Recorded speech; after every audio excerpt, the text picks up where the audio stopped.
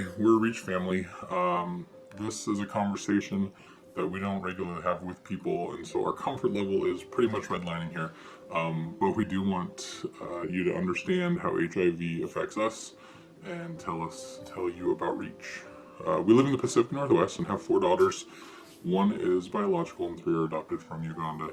We have a mixed race family. One of our daughters is HIV positive.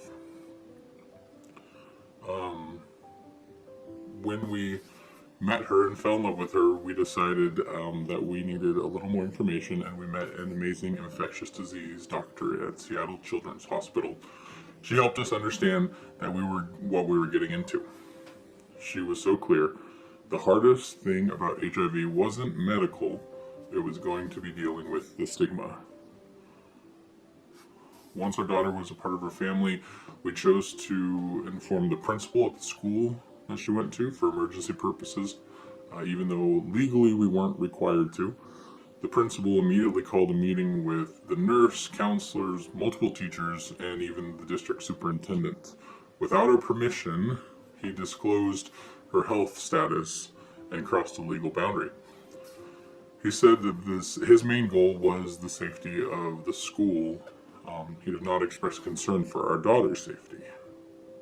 Also, our church pastor warned us to inform him if we were going to have our daughter in Sunday school because it might hurt attendance.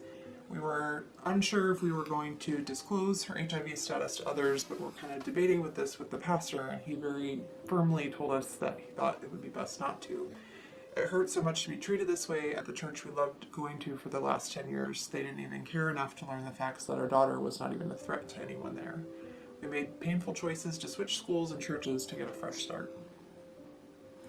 The same infectious disease doctor at Seattle Children's that we first talked to also helped encourage us to try Reach.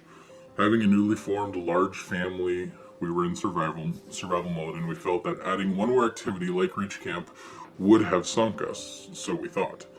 Little did we know that Reach community is exactly what we needed to help us survive the emotional and physical roller coaster of raising a child with HIV in our large mixed race adoptive family.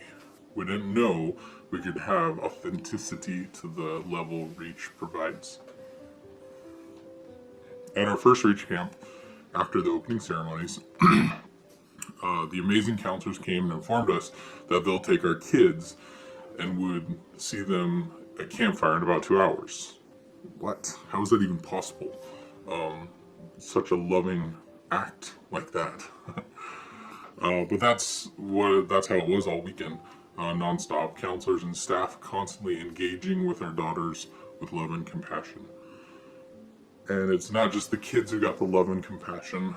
At the parent-only meetings, we could just sit back and listen or interact and engage all within our own time and space. And after the shock of the newness wore off, I remember sitting at dinner with the girls looking around and talking, taking in all the different families there. One of my daughters looked at us and quietly said, "The other families look like us." This melted our hearts. We're from a town that A, has very little African American population, and B, an even smaller mixed race adoptive family population. Reach includes a wide range of families, and we blend in perfectly. My kids love it. The counselors and staff have amazing superpowers to break through the kids' thick survival shells and open them up.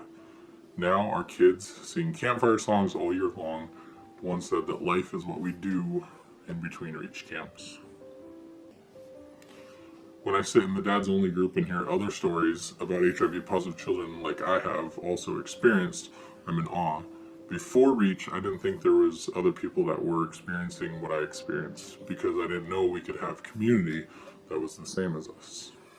I've also made connections that expand beyond the walls of Reach. I have friends that I regularly connect with throughout the year, and we know how to support each other.